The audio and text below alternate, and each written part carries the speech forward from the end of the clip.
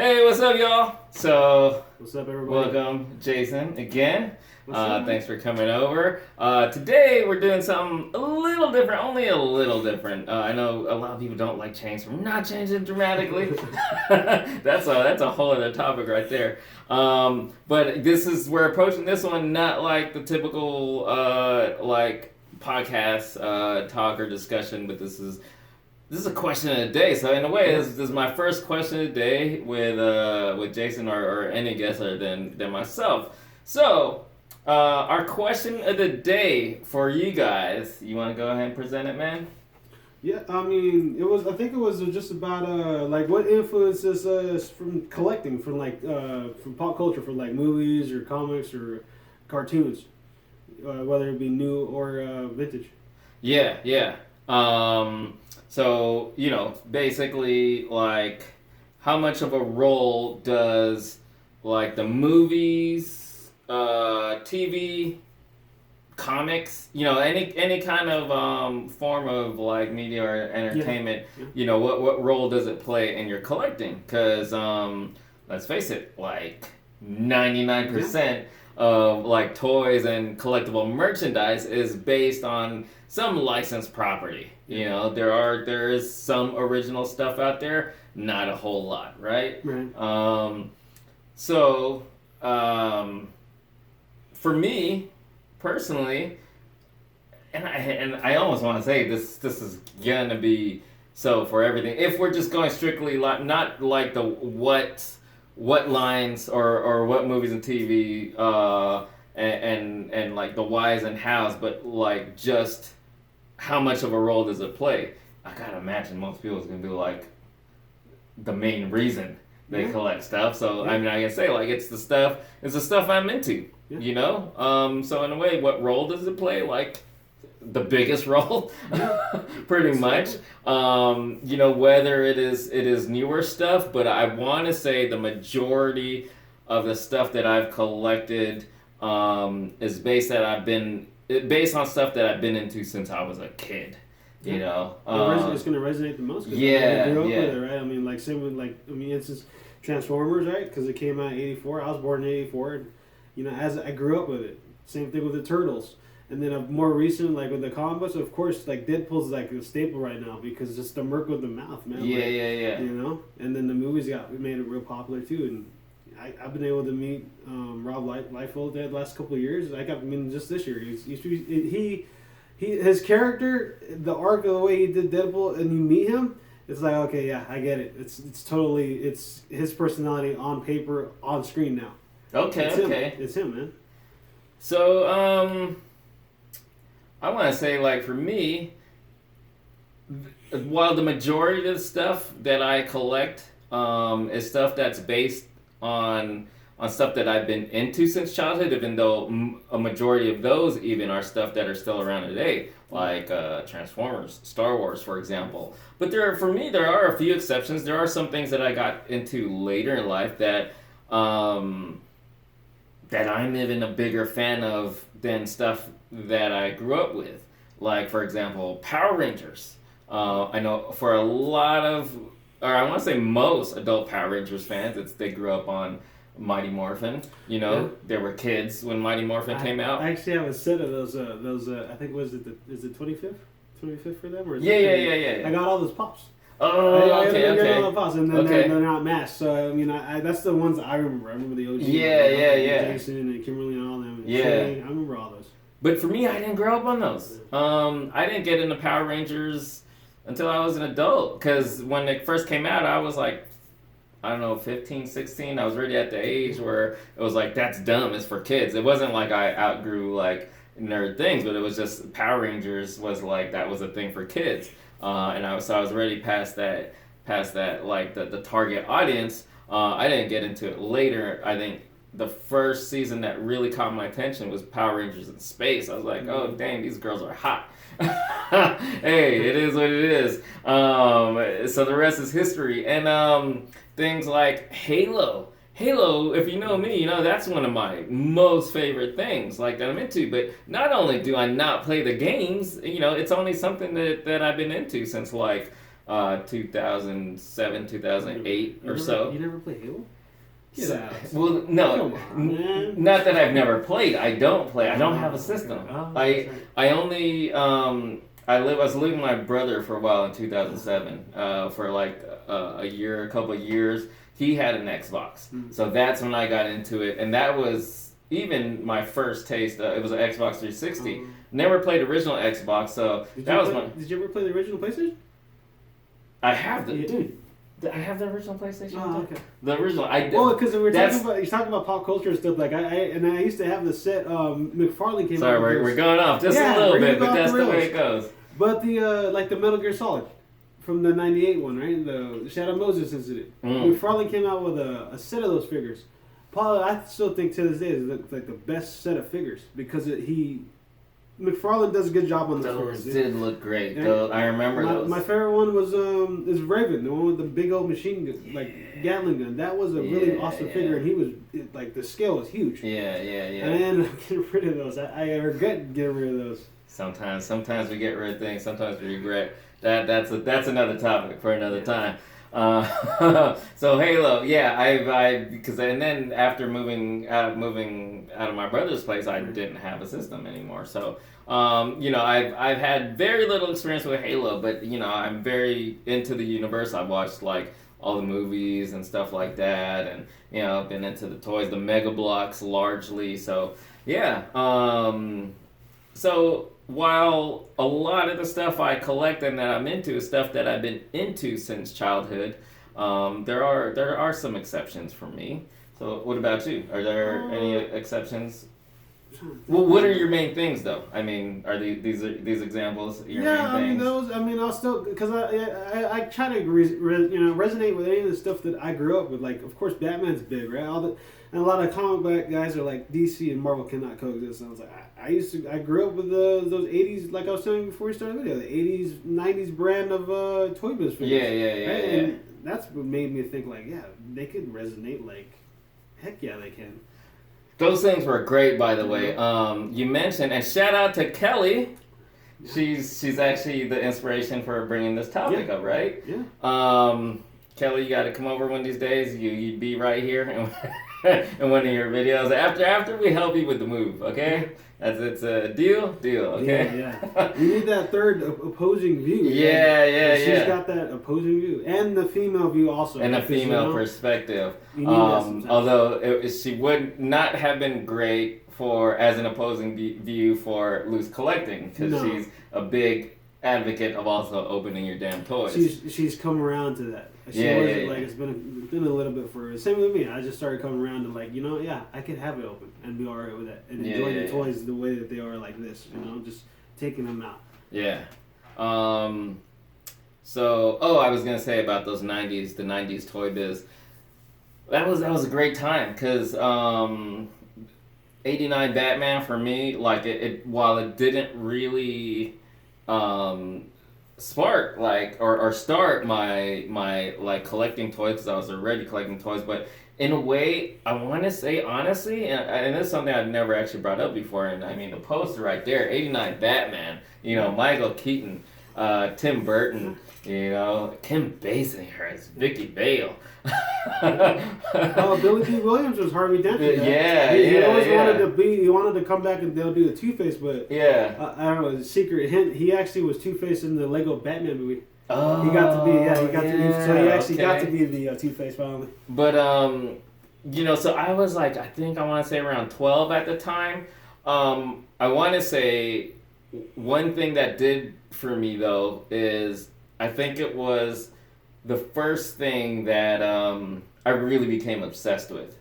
Because, I grew up on a bunch of things, like I said, or if I didn't say it, I don't know, because we were talking before we shot the video. I grew up on all kinds of good stuff, 80s good stuff. G.I. Joe, Transformers, Star Wars, Ninja Turtles, superheroes. When you're a kid, when you're a really little kid, you don't care about the difference between Marvel and DC. So just superheroes, all that. Lots of good stuff back then. Silverhawks, Thundercats, But as much as I liked any of these things, it wasn't until the Batman movie came out, or '89 Batman or Batman '89, whatever you want to call it, Tim Burton Batman. That I really became obsessed with a character. And that's honestly something I've never brought up or talked about, but there's a reason that I have that poster there. I only have, I have a lot of wall space, but still, in a way, I only have limited wall space. Some of you have seen, like around the whole room. 3 posters there. Suicide Squad Harley, Batman versus Superman, Wonder Woman, all very recent versions, but I could have put Ben Affleck Batman there, to kind of go with those. Christian Bale, or even Christian Bale, but no, because that's still my favorite Batman. That one resonates so hard with me too. Yeah, like that was, it's just watching that movie every time. It's just like, yeah, that's even the opening theme. We're like, yeah, this is it, and then you're going through you feel it, yeah. Oh man. But everyone's good. Everybody has their own opinion, but that movie, Tim Burton did it right, man. The first 15-20 minutes of that movie, he gave you what you wanted already. You're like, yeah, finally, there he is. He's on screen. Yo, it's like church. You're supposed to put your phone on silent, man. Anyway, so I brought just a couple. Let me get a sip for a second. Yo, I'm obsessed with this orange vanilla Coke, but it's got to be Coke Zero. So I don't think I've shown this. I showed it in the hall, and I think I only did it on IGTV. I kind of showed where I opened the box. I hadn't taken them out of the box yet. But man, this speaking of like things that I grew up on, Transformers was one of those things, one of my favorite things back in the day. And I always loved Jetfire, and I loved the original Jetfire toy. I had it. But I always, there was always an issue with the toy not being screen accurate. And as far as what Hasbro has done, I think there's third party companies that have done a screen accurate Jetfire. But as far as what Hasbro has done, I think this is the closest to screen accurate. But I honestly wouldn't want it 100% screen accurate. Like, I wouldn't want Masterpiece style. I like that this is the War for Cybertron Siege. And it's like a modern update on that original like G1 Jetfire, and this dude is huge. I was actually surprised. I don't know if this is my first. Was this Commander class? I don't know if this was my first in the size, but I was actually surprised with how huge this guy is. He towers over. Or leader class, I think is what it is. He towers over Optimus Prime and Megatron, and just the Mimban, I think that's what it was, the Stormtrooper.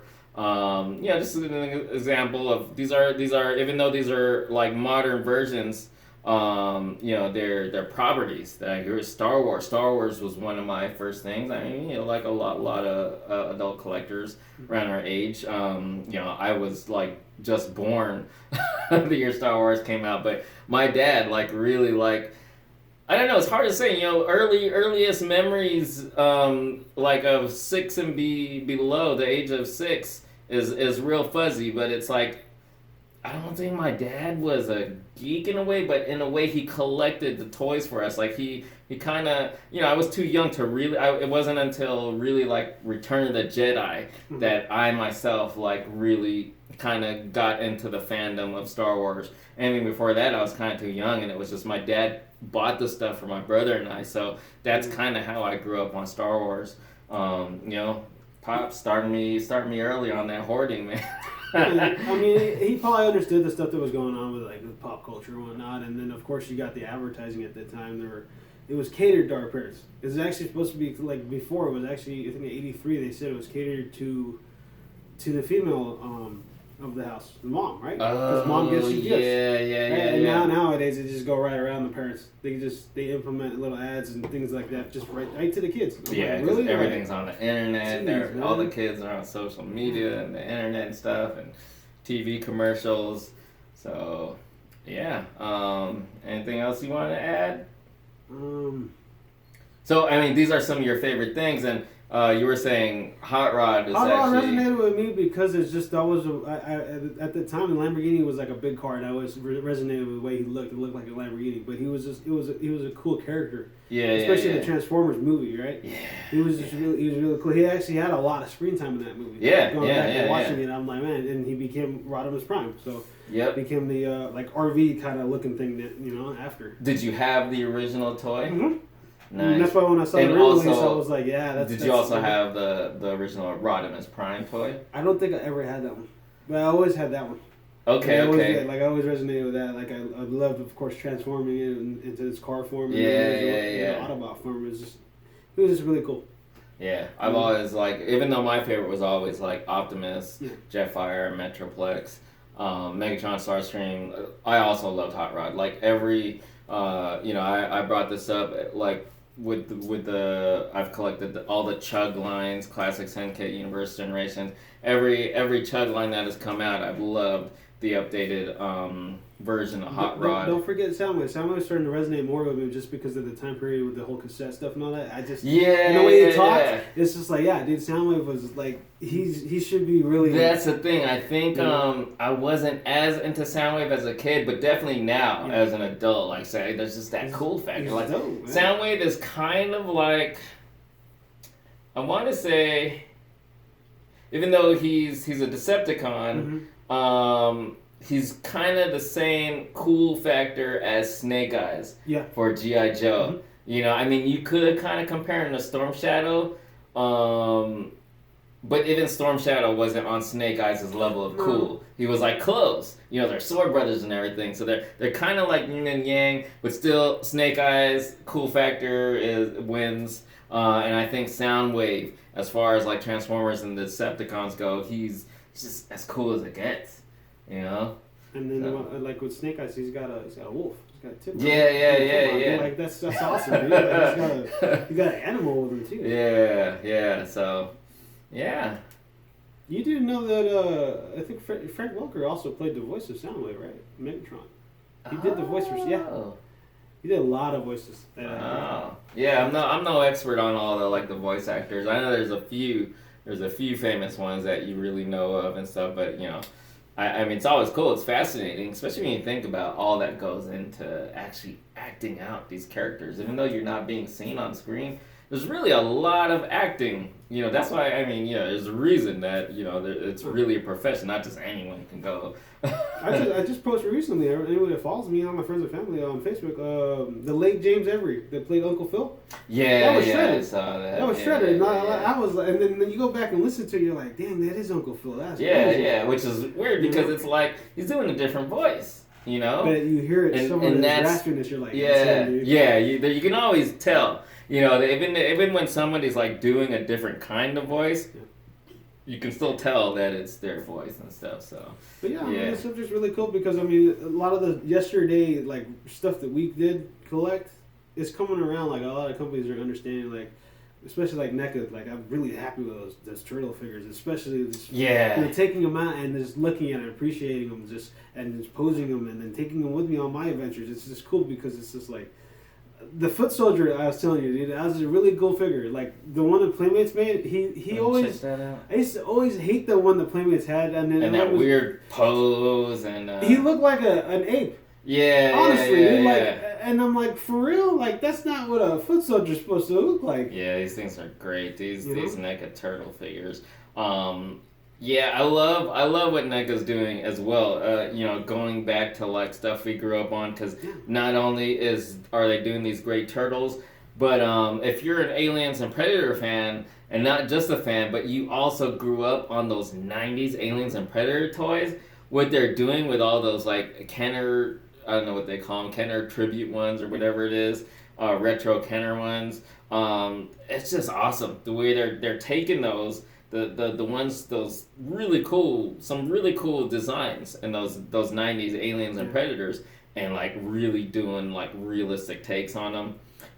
It's really cool. I can't lie. I know the next one I'm waiting for them to finally show is Super 7's working on the TM and TY. So if they do it how they did the Masters Universe, how they the reaction figures? 7-inch. Oh, like classic Like if style. you guys that are Master Universe collectors, they know how Super 7 does it, right? Because they do it all in house. Everything's done by hand. I did not know. Yeah, that. They're doing turtles too. I'm hoping what they're doing is they're gonna take like the Playmates or like how NECA's done these '80s ones, right? They're gonna take the ones that we grew up with from that cartoon and then revamp them in 7-inch and make them like how it should be now at our age. Because those Masters Universe ones, I mean, yeah, if they only make a limited number of them, they now range for like $100, maybe 150 per figure. But if you see what those look like, you're like, wow, that's what Masters Universe and He-Man would look like at our age now because it's grown up. Yeah. You know, and that's what's cool about those guys is just they show you the passion and the love of being a fan of that property because it shows in each one of the figures they make. Yeah, that's cool. Well, I actually didn't even know about that, so I'm looking forward to hearing more about that, know more about that.